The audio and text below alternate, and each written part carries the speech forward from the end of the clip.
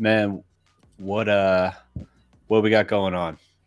Oh Is man, we got a compact little show here, but we got some good stuff to get into.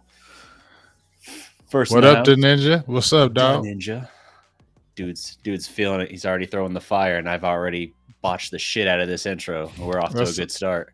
It's all good. It's all good. I love it. You know what I mean? What's up, my dog? You know what I mean? Come on in. Everybody's probably talking Cowboys right now, but you know what? That Mavs basketball is right around the corner. They already done played a couple of preseason games. You know what I'm saying? I'm getting excited about it. We see what these boys are doing. We're getting excited about that. What they 4-1 had another big win at the Rams. Getting ready for these Eagles. Headed to the Eagles. We see Cooper Rush is getting the nod again. We kind of understood that. I was cool with that anyway. I think a lot of us already knew it. So big things coming up to see what these Cowboys going to do. And then, like I said, I am very excited. Remember when we were talking about the Mavs. We weren't frustrated, but we were like, we were just kind of wondering what was really going on, and we are kind of wanted to see. You know what I mean? Sure. Because we're saying, is it going to jump on from what we saw in the Western Conference Finals? And I'm gonna tell you right now, dog, I'm excited. I don't care them 2 preseason games. I don't give a hell if the preseason games. We talked about 2 players in particular. Well, I talked about one player. You said one player. And let's just jump on that, Maz. We just go wherever. It don't matter. We just freestyling. But let's talk Okay. about Maz right now. Throw Yeah. throw some Maz stuff to me right now, because there's a guy that you was liking. Mm-hmm. We was both liking Josh Green. Yep. Yeah. So the latest on him, the Mavericks picked up his 4th-year option. So he's under contract the rest of this year and next year. He's going to make about 4.765 million next year. I think this year he's still like in the 2.7 range or 2.9 range, something like that. So the fact that they're picking up his option is a sign, a vote of confidence, if you will. And if you hear like Nico Harrison talk, Jason Kidd talk, some of the other veterans talk, it's very clear like they are buying in on Josh Green and his potential. I'm buying So in. yeah, and that's huge. I mean, especially when you have a coach who, has a knack for developing some of these young guys. The fact that he's kind of endorsing it, I think says a lot. So like Nico, when he was, I think yesterday he was on the ticket talking with him, and he was talking about like, well, we don't really need a third ball handler necessarily. Like it was great having it during the playoff run last year, just the way that the deadline worked out. We were able to acquire Spencer Dinwiddie, which gave us a third one, but we were rolling even before then. It's not like Dinwiddie got there and the team turned around those final 23 games. The team turned it around before, basically right at like late December, early January is when they turned it around. Dinwiddie didn't come in until middle of February. So they were already going, and they worked well with that. They still have the 2 guard lineup, essentially the 2 ball handler lineup. But Nico Harrison specifically said, we do have some other guys that we think are capable in small doses of that. And he pointed to Frankie Smokes, Ntilikina. You want to say small doses? Okay, fine, small doses. And he specifically mentions Josh Green. And I think that's telling too, because we have seen playmaking ability from Josh Green. It just kind of boils down to his confidence and his comfort. So the fact that you hear that he's taken a huge leap this offseason in terms of his comfort and his assertiveness on the floor, that says a lot. I need to see his confidence in outside shooting. There were times in the playoff run where he looked like he was a deer in headlights if he got the ball. And if he had to shoot a 3, teams were just like, I'm going to stand in the middle of the paint. He's not going to hit anything. He had like one game with 14 points, I think, and everything else in the postseason was subpar at best in terms of his offensive production. So if he really has taken a step forward, that's huge. And they're clearly buying in. So then picking up his 4th-year option, that's nice. Mavs PR put out the note that for last season, he had a field goal percentage of 50.8%, which was the second highest percentage on the team with at least 100 field goal attempts. That's nice. A lot of what he gets is dunks, and I get it. He's a 3-and-D guy, so he's going to have to be able to spot up a little bit, but it kind of is what it is. I like it. I think he's got a potential X factor notion about him for this upcoming season. I think he has potential to be a major building block, like piece of this foundation moving forward. And that's the thing long term to look at. But right now, I think he's got potential to be a difference maker for them. And for that, it makes all the sense in the world to pick up his option. He reminds me, I like Josh Green. He reminds me he's that 6'5", 200 pound. Yep. He's like that combo guard. He reminds me of a guy back in the day. Don't have that jump shot like him, but he reminds me of like a Byron Scott. Byron Scott was like the 6'4", Yeah. 6'5", athletic, kind of big, big guard, could be physical, look like he could play some football too. You know Right. what I mean? Byron Yep. Scott was kind of built like that. When I see Josh Green, I like what he's bringing already. I like how he's worked on his game during the summer. And I feel like he could be a good defensive asset. Jason Kidd has really got that mindset of defense on that team now, and it's becoming a defensive team more and more. And Josh Green can be a real addition to that, especially because he's a combo, he's a tweener, and Hmm. he can play multiple positions. And if he can continue to get that jump shot together, he can definitely be a force down the line headed into the playoffs, because you're going to need a guy like that coming off the bench with that depth to give you some good quality minutes. We were trying to get those minutes in the playoffs last year, but he just wasn't ready for it. No. Didn't have the confidence, wasn't ready. Shot like 35% from three-point range. He just wasn't ready. But you see the confidence growing. You see confidence in the coaching staff and Jason Kidd. You see them kind of letting him do his thing too. And I think that's helping him as well. So I'm excited, and I'm glad they re-signed him. I'm glad they picked up that option. And I think, like you said, he's going to be a building block down the line, especially with some other guys that they have on the team as well, the young guys coming up. You know what I Yeah. mean? Yeah, no, for sure. I mean, he fits the mold of what they want. He's got the wingspan. He's a guy that can be a defensive irritant. Even I don't know about a stopper, but he can definitely be a quality defender for you. And he's shown flashes of that. So you got a guy with kind of a deceptive athleticism, the sugar glider skill, and a guy who can defend and be high energy. That's going to have a role on your team if he can actually develop a quality outside shot, or maybe get better at slashing to the rim and taking advantage of his body control and athleticism, then yeah, he'll be able to step in and probably be eventually a starter. But right now, he's going to be, I think, a good piece off the bench Mm-hmm. and a guy that you can probably rely on for like 12 to 15 minutes a game, which certainly was not the case last year. Last year, you had to give him spot duty. You had to give him like developmental, situational opportunities. And I think you're going to be able to get your first real good glimpse of what he can be this year. So Mm-hmm. it's a no brainer, but I still like seeing it all the same. They're not messing around like the previous front office did. They're like, okay, we're not going to mess around with this. We're going to lock him up. We're going to take one more year to evaluate him, but we like what we see, and we're going to go ahead and dot our I's, cross our T's, all that. We're not repeating a Brunson situation. Which, Right. to be fair, they in Hardy in that draft pick, they made a better contract where they actually had the option. It wasn't a fully guaranteed thing where he was going to be unrestricted at the end of 4 years like they did with Jalen, which Mm-hmm. still is mind boggling, but even still. Other Mavs news. So there was some confusion last week, initially talking with the media, Jason Kidd, and I sent you the thing on it because it baffled me to see it. Jason Kidd initially intimated, and it's not a misquote, it's not misinformation or fake news or anything like that. It is actually what Kidd said. I just think Kidd either misspoke or thought better of it after the fact. He intimated that they were going to be bringing Spencer Dinwiddie off the bench, that he was going to be a guy who basically led that second unit. And people were like, well, wait a minute. I thought Christian Wood was your sixth man. You're hyping him up for it. He's actually excelling in this situation.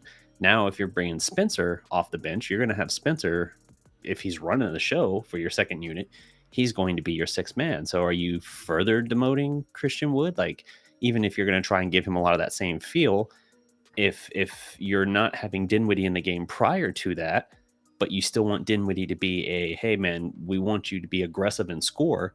Well, if he's the sixth man, he's going to be aggressive and like looking primarily for his shot. So are you relegating within that second unit Wood to the second option? That's a baffling thing, as we'll get into in a minute. Wood flashing off the bench for Dallas looks damn lethal. So it was a very confusing thing, and I even said to you, like, man, I kind of worry about the message that sends to Wood, because he wasn't thrilled to hear that he was going to be coming off the bench here. Like, his initial reaction when they signed McGee, and McGee's like, yeah, I'm the starting center. He was kind of like, okay, I'd be fine with starting at power forward next to him. Like, he was kind of like, hey, don't completely rule it out. I'll move to the four primarily. Mm-hmm. And they were like, no, that's cool, but we're going to bring you off the bench. He didn't love that, but he was like, okay, I'm going to trust in what you're saying. I'll do that, and I'm just going to do my job and try to win, try to help the team however I can.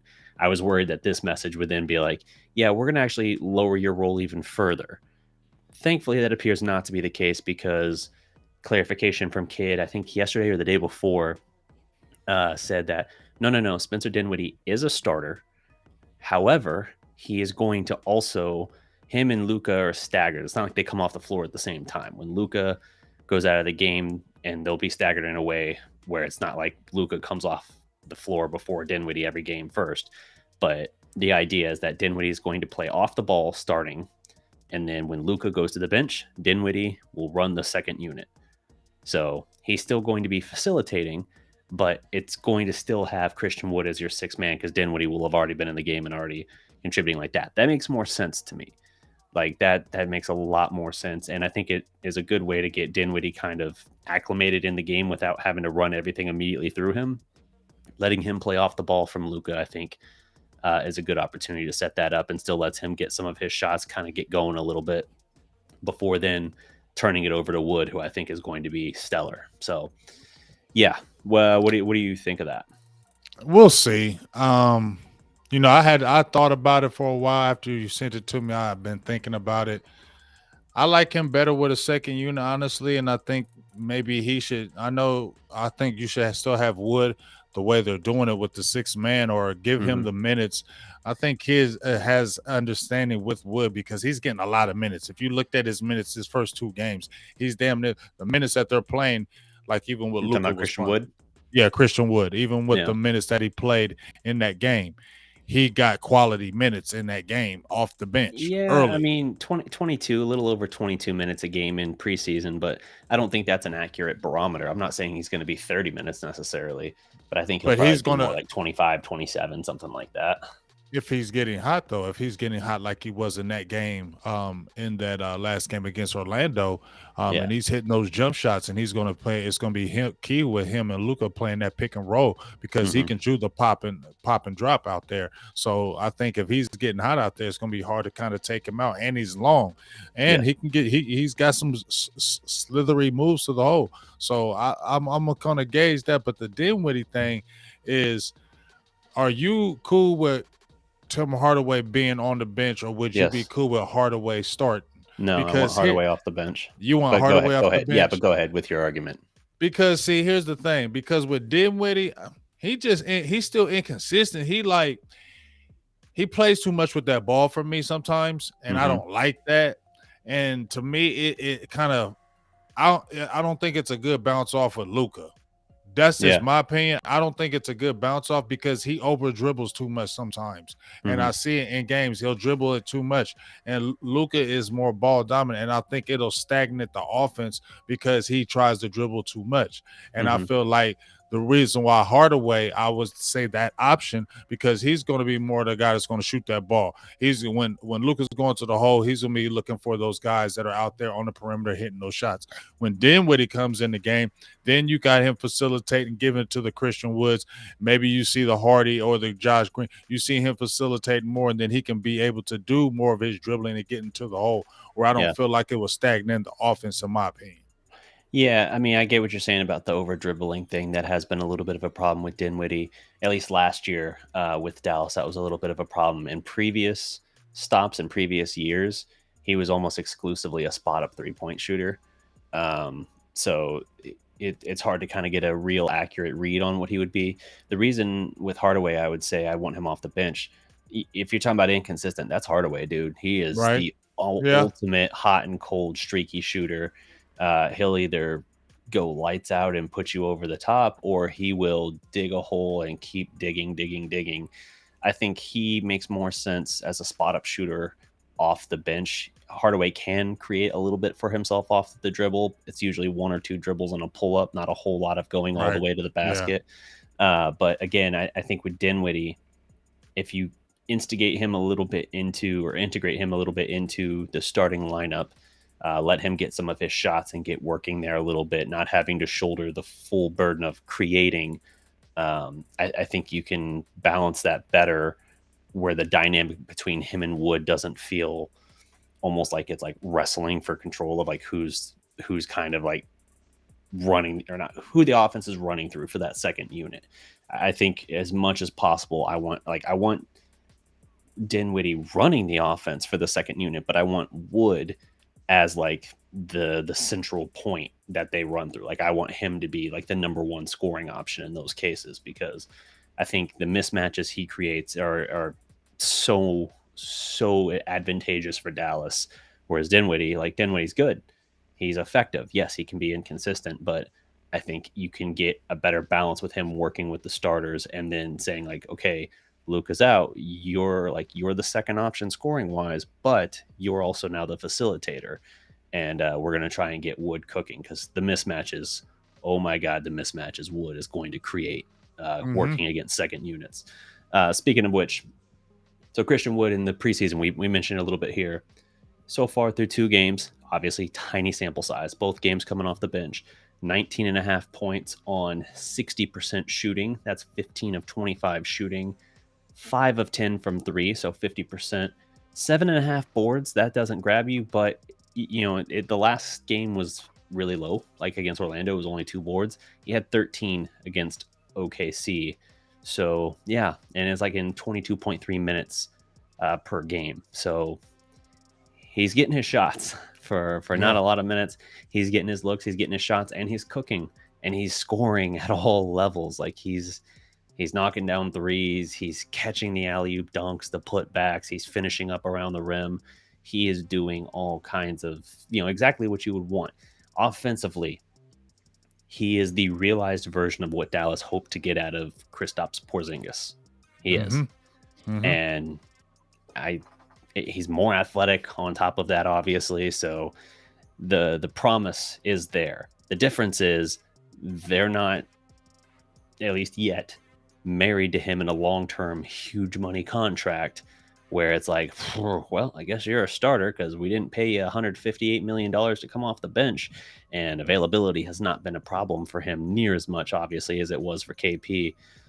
So it's a vastly different equation there. I think this role fits him perfect. There is some argument for him starting at certain scenarios depending on matchups or health of the team and stuff like that. But I think coming off the bench, you're basically taking your most mismatch creating versatile weapon outside of Luka and running him against the other team's second units, bigs who are not nearly as versatile in defending the perimeter and being able to, slash the paint and all of that. Like he can take whatever you're giving him. Like, okay, you're going to sag back in the lane. He's going to hit threes. He'll hit a step back 3 on you. Oh, you're going to guard up tight. He's going to blow past you and dunk on your ass. Like it doesn't matter.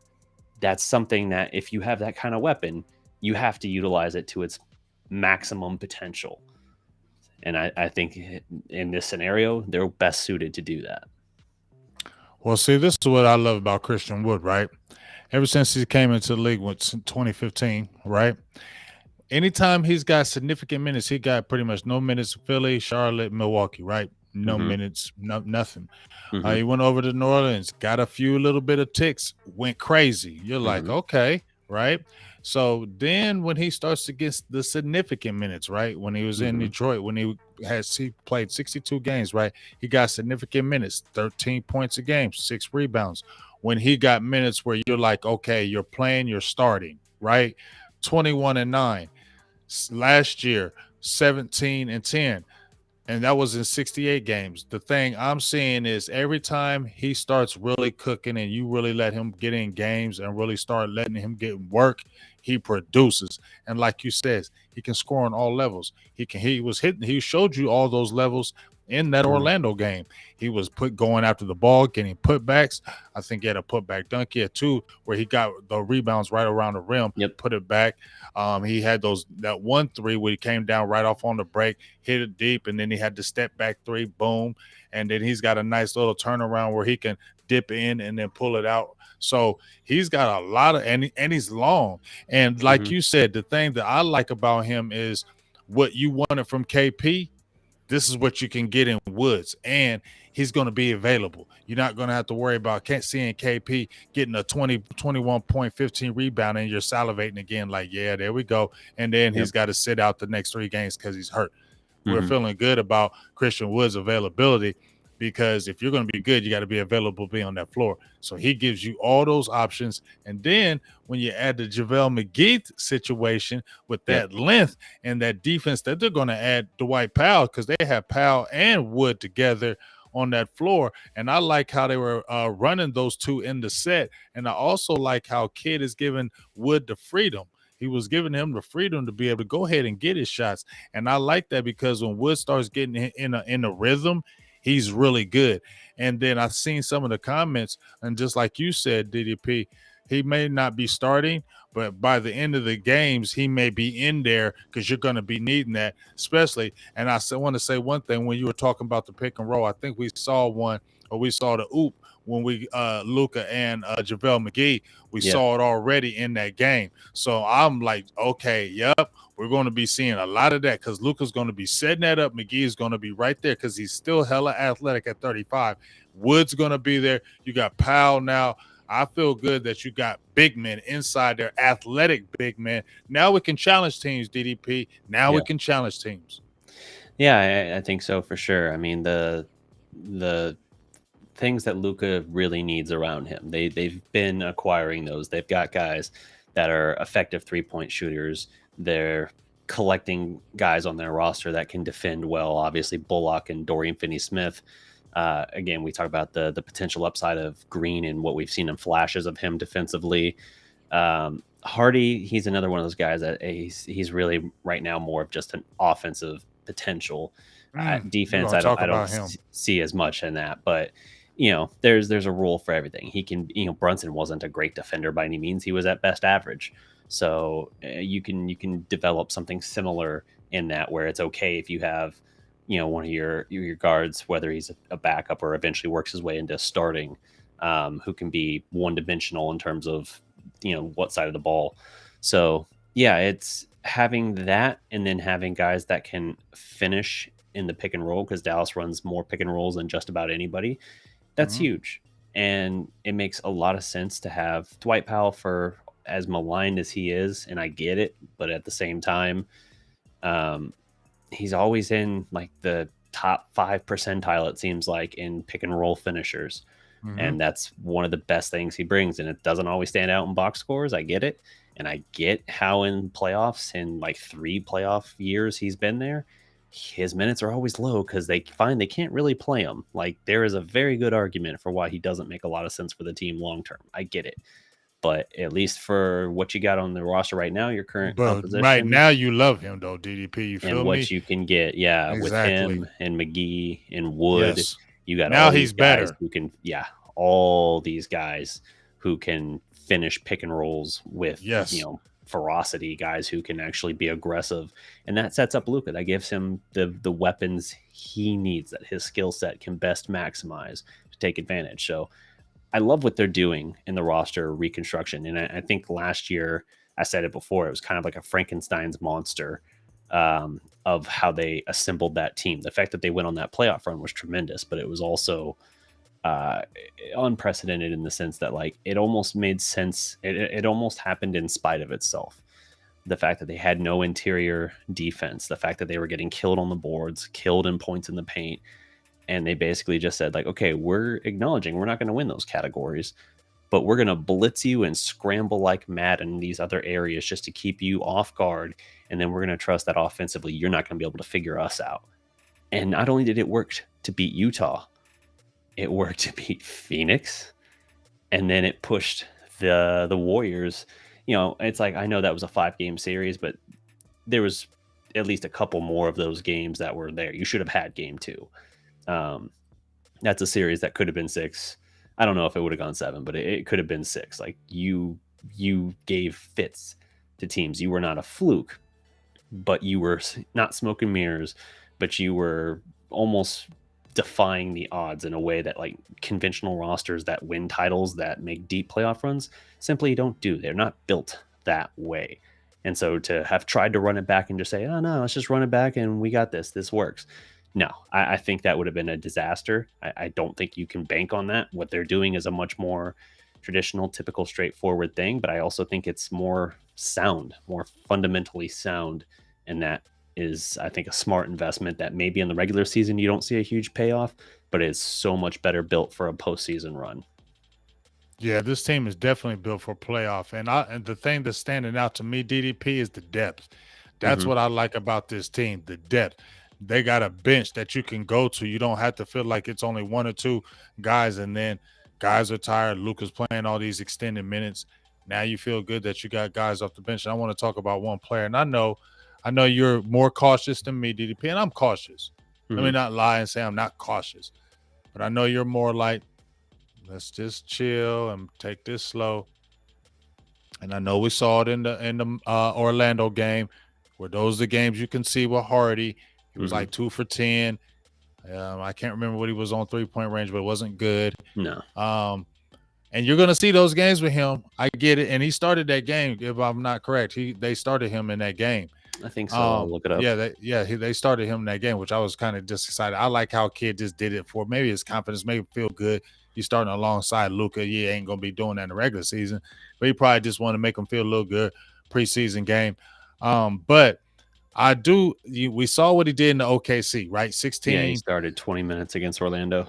20 minutes against Orlando. We saw what he did, went on fire in the OKC game in the fourth quarter, right? Yep. But the thing that I love about him, DDP, and I can't wait till he really gets acclimated to this NBA, he gives the Mavericks a bona fide guy who can get his own shot.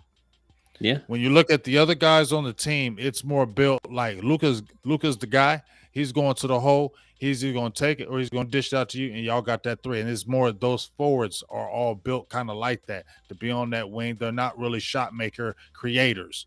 Okay. When you got a Hardy, because you had that in Brunson, right? Hmm. But you got a guy who's 6'4". Brunson's not 6'4", and he's a lot more longer than Brunson, and he can create his own shot. He continues to get acclimated to this NBA. That's Yeah. going to be huge for the Mavericks to have another person that can create his own shot. He can shoot the three. He can get his own shot. And that's going to be great for Luka, because Luka's going to be doing his thing. When he can get it to another guy, can create his own shot, that's going to make that Mavericks offense dynamic. Now, we're probably not going to see it for a while. We get it and we understand it. But down the line, because Luka is young too, I'm telling you, dog, that what we were seeing in that Dennis Smith Jr., we was hoping that combo would be great right there. And we was like, oh, you got two young guys, but it Hmm. wasn't fruition. The Hardy Luka combination could come fruition. That's what could have been with the Dennis Smith Jr., which you were wanting the too young, because Hardy is what you want, because he can flow off Luka, because he's got the jump shot. Yeah. Yeah, the potential is there. I think he just needs time, and the best thing going for him is that I think he has a coaching staff that will be more patient and work to better develop him. Carlisle's track record with developing guys wasn't great. Again, the two big exceptions are the guys still here, Dorian Finney-Smith and Maxi Kleba. But in general, if you look at his track record, he didn't develop a lot of guys, and he destroyed a lot of promising young players, frankly, Dennis Smith among them. And that's a shame. So I'm glad for Hardy's sake that he's going to have the opportunities and the patience, especially Josh Green. Maverick fans have been kind of ready to jump off that boat for a year and a half, it feels like already. So I'm happy that he's now rounding into form, and they're going to get to see it and say like, oh, okay, maybe it makes sense to wait a little bit. Maybe it makes sense to give a kid a chance to do Yeah, he's something. only 22 years old. Exactly. So I think that'll benefit Hardy, but I also think we need to be careful not to elevate expectations too high too Yeah, fast, for sure. because that feeds into the lack of patience, which can destroy a young player. I mean, Yeah. KP, part of the pressure of that was he came here with the expectation of being at least all-star level KP or higher, playing Mm-hmm. alongside Luca. He could Mm-hmm. never do it. Aside from like a handful of games here and there, he could not do it. And it led to sort of a fan backlash and frustration with him that I think played a lot into the mental side of his struggles. So That's I why think he's better over in Washington, because he right, doesn't have to worry about that over there. because He winning doesn't doesn't have matter there. Yeah, he doesn't have that pressure. Nobody's tripping on no KP over there. Now he can just be a guy. Now you'll probably see how much of a better player he can be because just like you said, he's just really not built to be the man. He got his Hmm. problem. It wasn't his fault. He was 7'3" and was the unicorn. That wasn't his fault. He had that ability. But just because you have that ability, don't mean you got that makeup on the inside to be the man. Yep. Don't mean you, and he ain't got that makeup. And they were trying to make him like that in New York. He wasn't built for it. He came to Dallas. We thought we could do it there too. He ain't built for it. That's not him. That's not what he's built for. He's not built to be the man. He's just that size, and he's a good player. Let him just be a good player in the organization, and that's why it was best for him to go over to Washington. And I think if they keep him over there for a little bit, I think he'll have a nice little career over there. He could. Yeah, he could have a little bit of a resurgence, and that's good.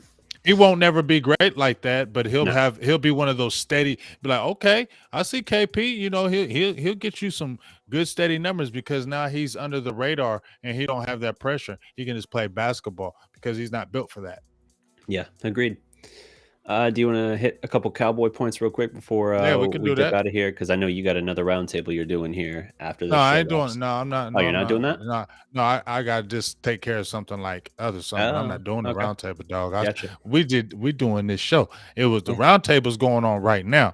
I wasn't Ah, doing the round table because I said I got to do my show with my my dog. bad. My bad. I knew you had something after. I thought the roundtable thing came together. Nah, My bad. nope. Yeah.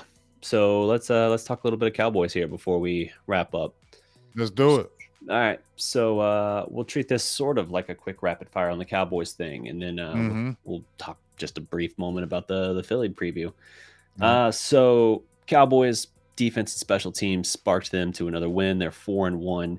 They're basically winning in spite of the offense at this point. Obviously, Mm. you open that game against the Rams with the defensive touchdown and then a blocked punt. You're going to get a lot of good things in that. So winning by 12, hey, that's great. And you look at what they did after the Rams. I think, did the Rams tie it up or did they take the lead? Did they take like a 10-9 lead, something like that? Yeah, they took that quick lead, Yeah, and yeah, then that's yeah. when it broke off the big run. Yeah, so the one touchdown they got, Cowboys are still the only team who has not allowed more than one touchdown in any given game this season. The Rams take the lead at that one point with the long Cooper Kupp touchdown, 75 yards.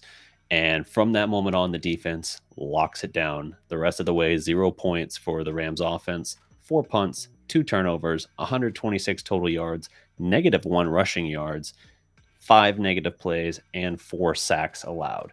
The Cowboys defense just tore them up the rest of the way. And you love to see it. Like, this team's built in a way where even though they've had a backup quarterback, they've gone on a 4-game winning streak, and now they're second in the division. It sounds like Dak might not be ready just yet. Like, they're preparing to go forward with Cooper Rush for I this do this that game. too. Yeah, I would. That they're ready to do that at this point. Yes, of course. Shout out to Armstrong. He had both the sack fumble that Lawrence picked up and ran in for a touchdown and the He's blocked turning punt. up. Dude Mm-hmm. was huge for that. Yeah, he's turning Um, up. Absolutely. But yeah, this team is winning because it's, to point to an old Jason Garrett thing that he used to beat into the ground, even though it meant nothing coming from him. They're winning in essentially all 3 phases. You can say like, hey, the offense isn't able to do a whole lot. True, but they're not having to do a whole lot because they're kicking ass in the other 2 things, particularly the defense. So it's making a huge difference in what they're able to put forward. But the notion that the offense is in any way as good now as it's going to be with Dak, I think is ridiculous. The offense will upgrade. It's not like you can say the return of your starting quarterback, your multi-time Pro Bowl quarterback, is going to somehow take away from the defense or the special teams. So I think at the very least, they're going to be just as well equipped, if not better equipped, once they get that. But it's really nice to have something that can actually carry its weight like that for you, let alone carry an offense that has been, shall we say, pedestrian but opportunistic. Yeah, man. Well, you know what? I don't really even care about that because you know what? I've coached teams, played with teams, been on teams, watched teams that we couldn't score 30 points in the game, but guess what? 17 be in the game, or we were playing in a basketball game. We weren't scoring to 80 points to 90 points DDP. It would be them 45, 50-point games, but y'all wasn't scoring but more than 30. You was only shooting 30% from the field. You was getting frustrated. You turning the ball over a lot. That's what we was built on defense. You know what I'm saying? And that's all the thing I care about, DDP. And that's what I've been screaming ever since I started this podcast, my own in 2017, was defense. When they drafted Taco Charlton, they were trying to start the defensive thing then because it's been about offense for so long in Dallas. And where's it gotten them? And Dallas didn't start winning those championships again until they got a defense in the 90s. And that's the truth. Dallas started winning those championships, not just because they had Emmitt Smith and Michael Irvin and Troy Aikman. They had a defense. And that's what's the reason why, because that defense could always keep them in the game, and then they can make that big play. Then Troy Aikman can go back after maybe having a struggling maybe in the first couple quarters, right, DDP? And that defense keeping them in the game. And the next thing you know, boom, long pass Aikman, then they start rolling, and that's what it does for you. Defense travels. Defense can be in the mud. Defense can be in the rain, can be in the snow. It can be anywhere. And when your offense is not playing good, because your offense is not going to score 30 points a game, you can be the highest scoring offense, which Dallas has been in a few years. Like they've been like a top scoring offense since Kellen Moore has been the offensive coordinator. What has it gotten you? Now you actually see what is really matter, because you can score at any given time. But as you've seen in that Rams game, you just threw some incredible stats out there in that Rams game after they scored that touchdown, what Dallas did afterwards. You get what I'm saying? That's annihilation. They had 23 pressures in the game and like 45 dropbacks. That's like, they said it was like 55% of the time Stafford was getting pressured. We saw that happen in that Giants game, and the only reason why they ran a lot, Daniel Jones, is because he was running for his life. He had 75 yards rush because he was running for his life, not because he was doing design runs, because he was running for that life, because that pass rush was all over him, just like it was a Matthew Stafford. And that's what you love. There's a lot of pressure. As much as I get on DeMarcus Lawrence, he don't get them sacks, but he led the team to 6 pressures. Last week, he had 7 pressures. You get what I'm saying? And you see what Micah Parsons is doing. Dorrance Armstrong Jr., Dante Fowler, Sam Williams is starting to get in some tick in there. He had his highest snap count and his since he's been playing because Basham has been out. You've seen what D Law's doing. Bohanna didn't even play. Carlos Watkins comes in, plays a very solid game. You've seen Gallimore. We got to give shout outs to that defensive line coach along with Dan Quinn, the defensive line coach over there that he brought in himself. And we're like, who is this guy? He's done a hell of a job over there. Yeah, no, for sure. The defensive front has been sensational. Osa too. My fault. I forgot about Osa. Yeah. The defensive front has been unreal. We talk about Pro Football Focus. They charted out the performance of defensive fronts and, broke them down in the graph, like your elite versus your aggressive below average. Cowboys were out there by a mile ahead of all other teams based on the metrics of it. So you've got 6 sacks so far this season for Parsons. He gets 2 huge sacks in the fourth quarter, including one where I thought, and it's apropos because this was the Rams game, D-Lock made this statement about years ago in the playoffs, 2018, talking about snatching the soul from the quarterback. I thought that Stafford looked like his soul just seeped out of his mouth, like out of his body. He had an out-of-body experience after that last sack by the sack fumble created by Parsons on that, because my God, he gets there in a hurry and just wallops him, and Stafford just looks like he is like, man was not good. But Parsons 6 sacks on the year. Armstrong is now second with 4. D-Law has 3. All 3 came in that Giants game, right? Then you got Fowler with 2, Wilson with 1, LVE got 1. I don't remember that. Jordan Lewis, Osa, and Neville have 1 as well. LVE got his last week in that Commanders game. Yeah, that's right. So the defense is sensational. I mean, they're allowing 14 points a game. Like I said earlier, they're the only team not to allow more than 1 touchdown to a single opponent yet.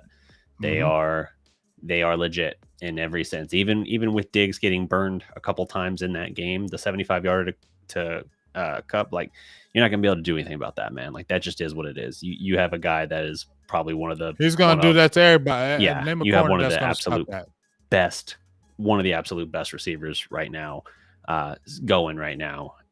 That's just going to happen. And the first one, I know it wasn't. It was a guy that hasn't done a whole lot that got him on it, He but was like right there. he's right there, and he nearly knocks that down. Now, Right. to be fair, That's if that was a if sweet that's pass. Cheeto Awuzie, we're like, he's always there, but he never makes the play. Like, Right. Well, you're Diggs gonna typically get. That's what does. I'm saying. You'll give because Diggs is a receiver. He's a receiver Mhm. by nature. When I watch him, he's a receiver playing defensive back. That's what he is to me, and that's what Yeah, I'm always going to refer to him because he was a dog receiver, and he was made to switch. yeah, So now that's what he is. He just doesn't have that elite speed, and that's what kind of gets him in trouble because if he doesn't put his hands on the receiver and right. then get past him, he doesn't have that elite makeup speed, and they can get past him. And that's what kind of happened in that situation right there because he doesn't Yeah, have that elite speed or the elite makeup speed, but he has elite ball skills, and yep. those ball skills can over trump some things. So, like you said, he was right there. And Mhm. even when that play against Cooper Cup, show me a corner that's going to stop that. Now, I'm sure there's Right. some corners that have been taught from like DB guys, but Mhm. show me a top corner right now that's stopping Cooper Cup off the line of scrimmage like that. Show me it. Yeah, and I was saying how I mean we both said it, like he was right there. He made a play on the ball, nearly breaks up that 50-yard bomb that gets the Rams going for the first time. He has the most passes defended in the league right now. Trayvon does at 9. Of course. So he's not a guy that's just kind of like we saw last The year where it second was to kind of last like year. pick or nothing. He's making aggressive plays on the ball. He is, he's doing what you want. He's having a good year. Now he acknowledged after the game, like, yeah, the Rams got 10. They kind of got 10 off me, but like it is what it is. We handled our business. He had a good game. Like I really appreciate it. He did not get shook by that at all. It didn't seem like it affected his game. He made several good plays after that. And I know That's what he's the not a great great corners tackler. do. Yeah, I know he's not a great tackler. And he's in this case, he's still not. But I am seeing, I feel like, more willingness on his part to at least stick his nose in there, to at least lower his head and kind of blow stuff up a little bit. Am I crazy imagining that? Are you No, seeing you're that not as well? crazy. No, you're not crazy imagining now because the thing I love about Trevon Diggs, he has a very competitive nature. And Yeah. that's what I think I really love about Trevon Diggs. He has a very competitive nature. I don't see him really talking a lot, and that's cool. I like that. But he's a competitive guy, and he has a short memory. And that's what the greats have. You've seen the greats. I mean, Dion. I mean, there's been passes caught on him. You know what I mean? The greats have had passes caught on them. The greats Yep. have had some bad games where they've got kind of torched up a little bit, but they come right back and make amends and do their thing. And just like you said, I mean, he was targeted 10 times. It was 8 catches on him. It was like for 120 something yards, but the big ones was Cooper Cup. But if you look at the majority of it, he was down there and he doesn't run away from any kind of challenge. He Yeah. he was right there with Cooper Cup. He was following him. He was trailing him. He didn't run from that. He didn't run and say, "Oh, he's in the slot. I'm not going to stay over there," knowing damn well he's got more speed in the slot than Trevon Diggs. He could have shot away from that DDP. They could have ran in the zone. He could have shot away from it, but he didn't. And that's what I love about him. And everybody he goes against DDP, he never shies away from anybody. So if you're a top guy out there, Trevor Hmm. Diggs is going to be right in your face. He ain't scared if you're the fastest guy in the league. He will play against you. He will battle against you. He will go against you all game, and he will fight every single play. And like you said, and I also think he hears the noise. He heard that noise about first game. And bro, you got to tackle better, like you Yeah. was doing it in college. You got to tackle better because number one, you have the size. You're 6'2". You have the size to be a really good tackler. So you Yeah. got to stick your head in there. Sometimes I still see him going with that shoulder. I don't like seeing that. It bothers me when he does that. But I agree with you 100%. I see more willingness for him to say, hey, I got to step up and be a better tackler. But that's him saying, I got to step up and be a better player. And you got to Hmm. applaud a player like that. And that's why he's, in my opinion, elite or continue to be elite because he's always trying to hone on his game and get better. And just kind of bouncing off my fault, I didn't mean to be extended, but You're good. just a bounce off Carlos, my dog Carlos Holloway. He was said this is the first time he felt good about that safety play, and I want to, Safeties have been stellar. man, I feel good about that because I said Malik Hooker is quietly having his best season of his career. Yeah. With the Cowboys. And nobody's really talking about it, but he is. And then you saw what Donovan Wilson went, right? He went crazy. Jaron Oh, Curse yeah, comes right Wilson's been phenomenal. phenomenal, right? Jaron Curse comes right back in, gets like 51 snaps. Like, so you see, and then you still got Mukamu, you still had a Marquise, like you have a lot of mix and matches that you can do. You still got the Deron Bland, who we all been talking about it. It's time to look at that Jordan Lewis, Deron Bland thing and Yeah. say, okay, we're playing other rookies or we're playing other young players and we're just throwing them out there and say, let's do it, right? You threw the Tyler Smith out there and said, hey, let's do it. And what has he done? He's responded to it. Tyler Smith has said, okay, he's responded to it so well. You're like, Tyron Smith come back. I don't know if we're going to put him at left tackle. You know what I'm saying? We don't know if we're going to start him. You know what I'm saying? He's playing that well. I'm thinking that you probably need to – we've been talked on the final word yesterday, DDP, and I'm thinking as well, we seen what we seen of Jordan Lewis, right? We seen Jordan Lewis now. We You know saw what he is. draft. We know what he is now, right? Mhm. It's not going to be any different now. We see the potential in Deron Bland, and this is what I love about him: short memory as well, 6'2", good size, can play in the slot, ball skills. He gets his hands on the ball. Came in after an injury from Jordan Lewis, got his first pick just like that. And that wasn't no easy pass. He read that quarterback's eyes, broke on that ball, and had the ball skills to catch it. So a lot of those guys dropped those passes, DDP. So you got to – No, that was a great play. You got to – he's got to play more. And that's a situation we talked about. You can't just swap cornerback in and out. You got to let him play. And I think the more if you just let him play, he's not going to let you down. He's going to get better. So you love Jordan Lewis. You can have him on the bench, or if something opens up, maybe you can get a trade or something, and you could unload and get a good pick. Look at it. But Deron Bland has to play more going forward, like right now. Yeah. I wanted to ask on the Parsons thing. So he had an injury flare up right before the half, a groin. Right. And he says, no question, he'll be playing this week against Philadelphia, which is, I think, huge, obviously. But you saw the rest of the game. He missed some snaps here and there. You saw him heavily limping at times. But when he was rushing, he looked like his usual self. And he gets 2 huge sacks in the fourth quarter. The second one, the game was kind of already over at that point, but he does slam the door shut finally, definitively. Like you had a Stafford interception, and then they get the ball back, and then Parsons sack fumble closes the door for good. But do you have any concerns there? Like I look at it and I'm like, dude, the guy's got killer instinct, and that's great. He's like, nah, man, this is a huge game for us to win, a chance to get a big win here. If I'm physically able to go out there, I'm going to go out there and I'm going to do it. I commend it, but I do wonder a little bit like, all right, are we playing with fire a little bit? Are we being a little foolhardy, especially in the second situation where the game is up, you're up 12. The game is essentially done. Not never say never. I get it. But like, I don't know. I feel like it was a little bit risky because if something does happen or he does aggravate it worse, then you're in a situation where it's like, did we just lose him for several weeks, having him in a situation we didn't need him in the game anymore? What do you think? You want me to be honest with you, man? I think he's a guy that plays possum. I really do. I think now I don't think he lies about his injuries, but what I do is I've done this where I've played in a game and I might tweak something. But it's not so bad where I can't still get at this player.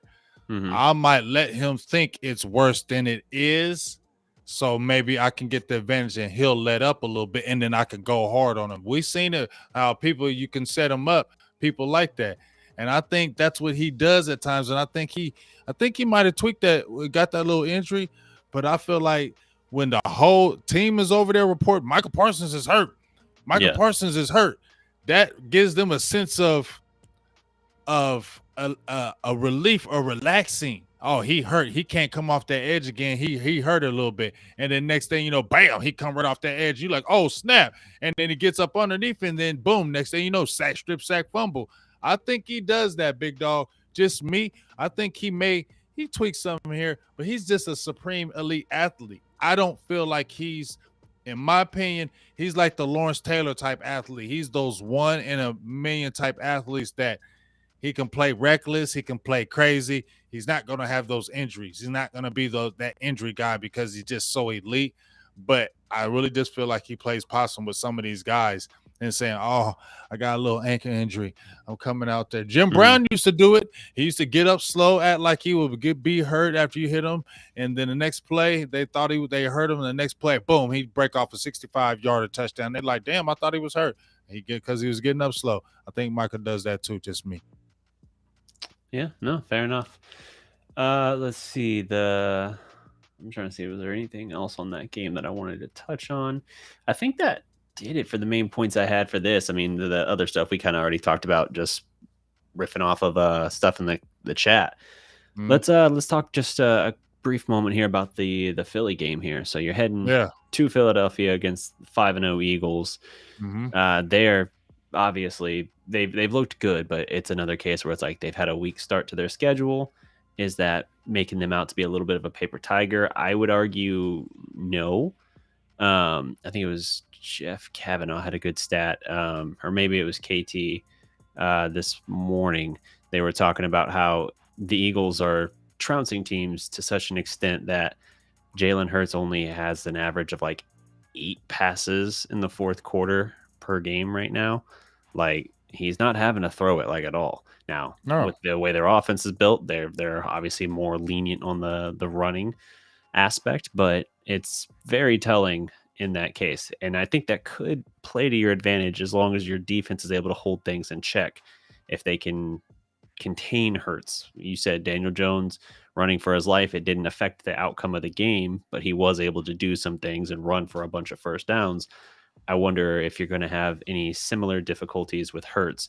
Hurts, when blitzed this year, has been very, very gettable, like a little over 50% completion. When he's not blitzed, though, he's been fantastic. So I think if you can keep pressure on him and you can find a way to kind of spy him a little bit, bottle him up, then I think you put yourself in a situation where Philadelphia hasn't had to go toe-to-toe for a slugfest yet this year. Like, what was they pulled away late in the last game that they had against the Cardinals. That's the only one they've had. And it really took a Cardinals blunder there by Kyler, 2 of them arguably, for that to happen.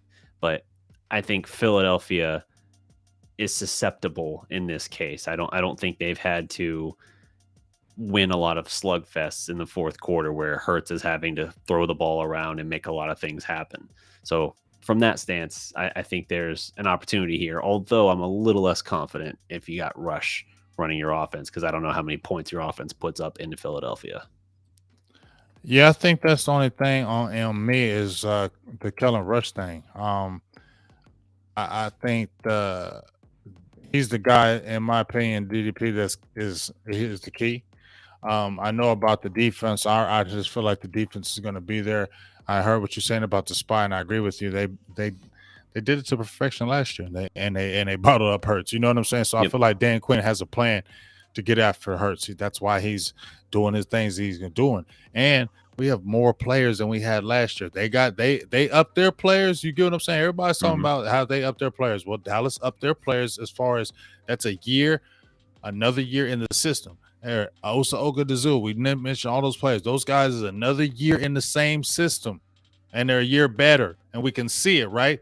We saw the inklings of it last year because it was a beginning. It was a baby. It was in baby stages. Now it's being birthed, and you're seeing the birthing of this defense, right?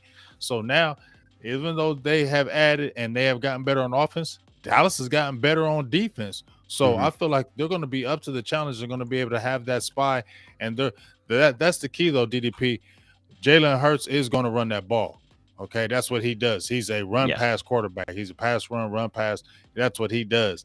So they are going to have to bottle him up because he was the leading rusher, I believe, in the last game that they played. So they're going to have to bottle him up. If they can do that, like you said, and make him make those decisive throws, I still need to see that. Everybody's saying it's like people in the media from Philly. See, he didn't do that last year. It's almost like they got to punt. They got to tell themselves that he's this better throwing quarterback. You feel me? But as I see, he still only has 4 throwing touchdowns, 3 in one game against the Commanders. You get what I mean? All them other games has been scoreless in throwing. And that's okay. You can run it in.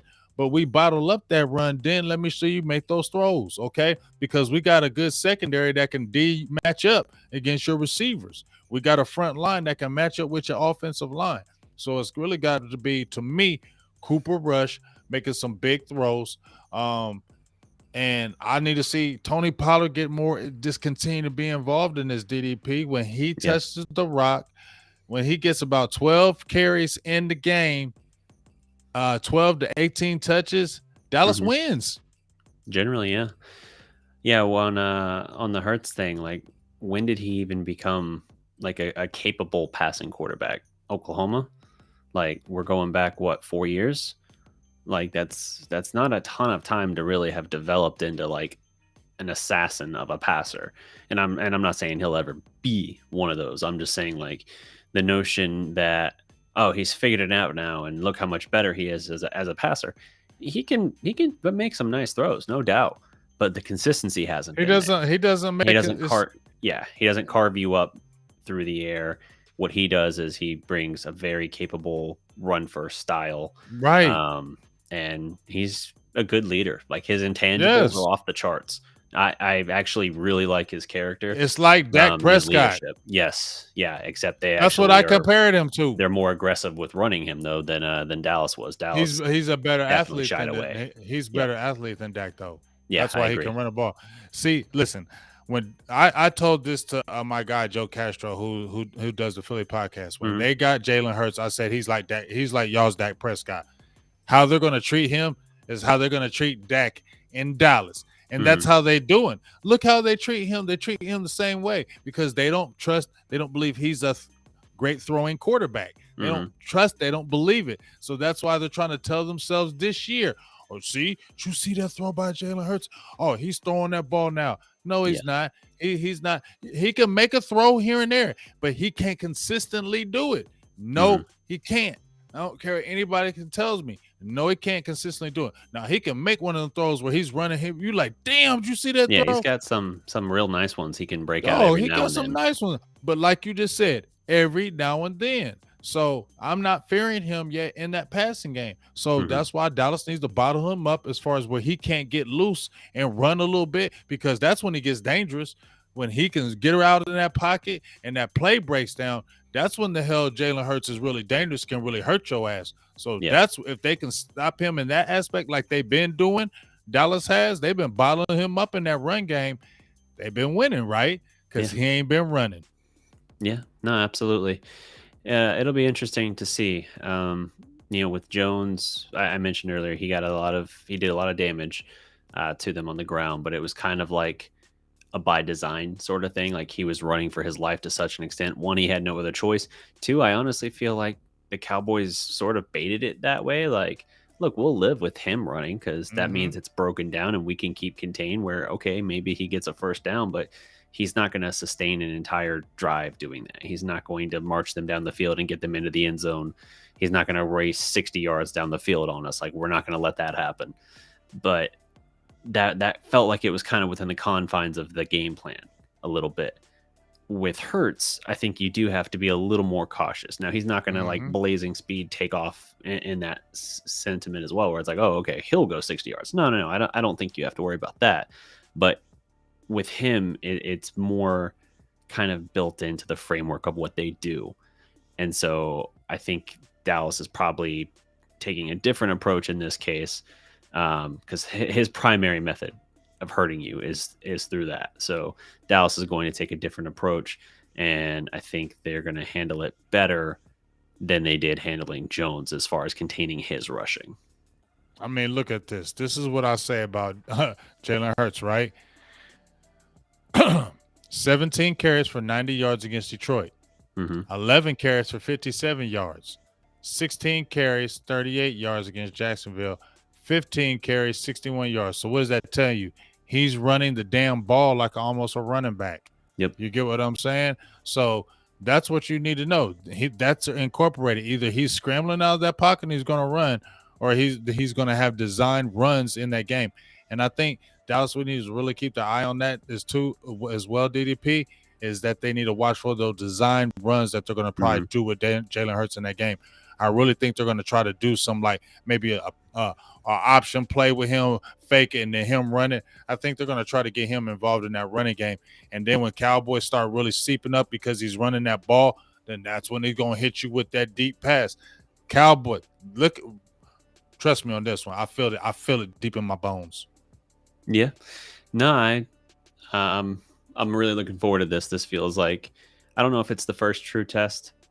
I felt like the Rams game kind of set up where, at least in terms of like having to go on the road, it had Yeah, that that feel. wasn't But no like the test. Rams, No. yeah, but the Rams, like you're intimating there, the Rams haven't really been the same Rams this year. Mm-hmm. And so going in, I thought like, oh, maybe this will be a test. But then the more we got closer to it, it was like, okay, maybe not. But there's still Mm-hmm. some adversity going on the road and Yeah, all of yeah, that. yeah.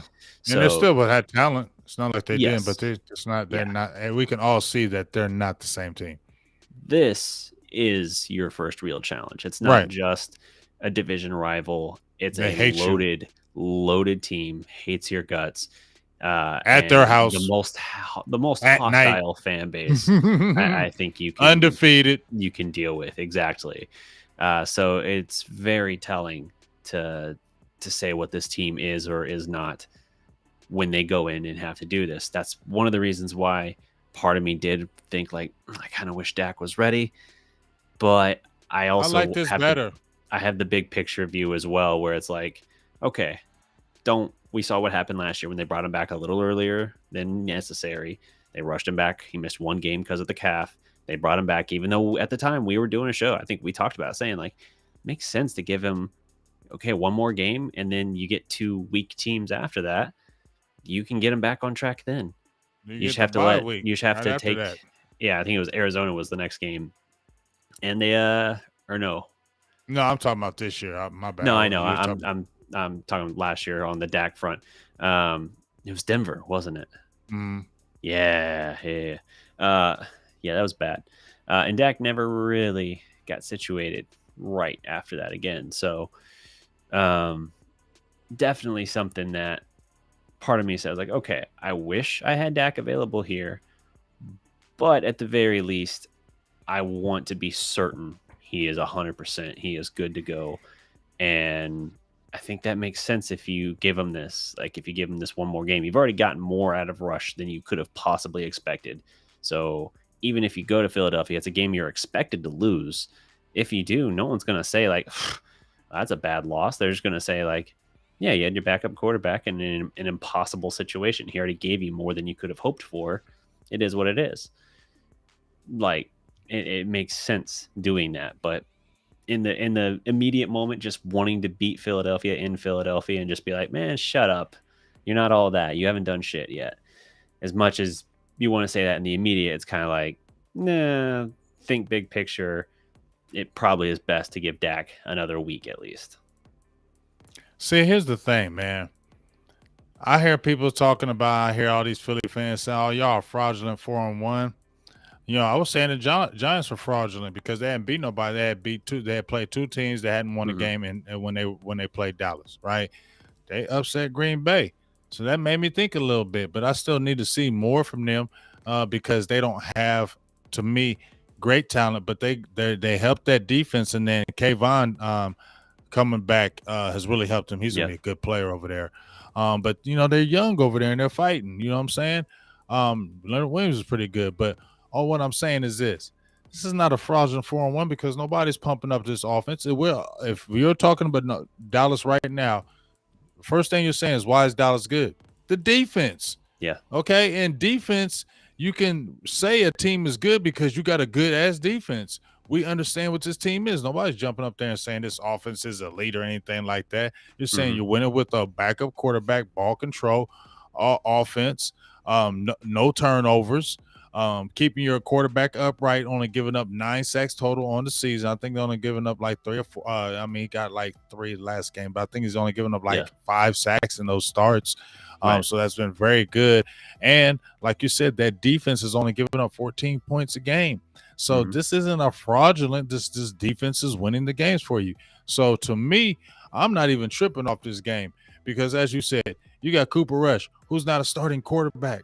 He's a backup for real, and that's what he is. So you're not even you go in there thinking we ain't got nothing to lose. You know what I'm saying? We Yeah. playing with house money. We got a backup quarterback. We're playing on house money. If anything, y'all can't lose. The pressure is on y'all because y'all are undefeated. It's in y'all's house. Y'all have this super team, and you're supposed to beat Dallas with this backup. So Mm-hmm. if you guys lose, who's really the frauds? Right. Yeah, absolutely. I don't know how much pressure that adds to them, but it'd be effing great if they found a way to fall on their face. Like if Dallas's defense just punches them square in the mouth, there goes the Yeah, first that'd camera be. or the first light. If the Dallas defense just punches them in the mouth, and then the offense, even the Dallas offense, even in a very ho hum game as they've been doing, still gets enough out of it. And the Rams game, you won by 12. You produced 9 points out of your defense and special teams because they had the PAT block. So nine of those 12 points and the differential came from not even your offense. That's telling.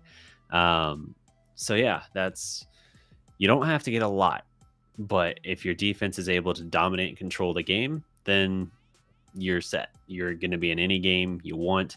It's just a matter of, can they hold up and can they contain things? At this point, I'm not betting against the Cowboys defense. It's that more than anything else. Yep. There it is. So, I mean, cool. I agree. Yep. Well, that's all I had on Cowboys talk. Looks like we ended up filling up a whole show anyway. So yeah, that's good, that's I guess. what happens. But that ain't a bad thing. I ain't mad. Yeah. You know what I'm saying? Yeah. I still got time to do what I need to do, so I ain't tripping. Good. So I definitely had a good time. I love talking that Mavericks. Good Cowboys talk. Get ready for these Eagles. And as I said before, it's on them, dog. It's on them because, like I said, they're the ones that got the pressure, not Dallas. Dallas don't have the pressure right now. If this was a Dak game, yeah, there'd probably be more pressure on Dallas because of Dak.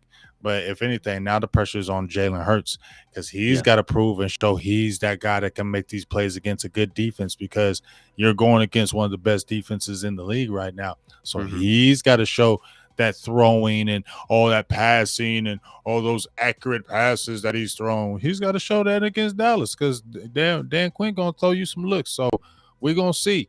We're going to see. And I'm ready. I am too, man. He hadn't had a good game against Dallas yet, so we'll see if that becomes the monkey on his back. Yeah. But, all right, man. Yeah. Well, yeah, good show. We'll be back next week to run it back. If you guys haven't already, be sure to give us a listen on Spotify, iTunes, wherever you listen to your podcast. Positively Relentless is available everywhere. I think we're going to be doing a Mavericks package giveaway here soon. I got a bunch of Mavericks little memorabilia and stuff like that. I'm gonna probably do some kind of giveaway for something on that. I'll figure out the details and we'll get that probably launched with the season starting here soon. So be on the lookout for that. Be sure to follow the podcast on those different platforms. Leave a review if you would be so kind. And we will see you guys next week. There it is. Positive and Relentless. You know what it is. Check us out. Mavs, Cavs, Cowboys all day. Peace.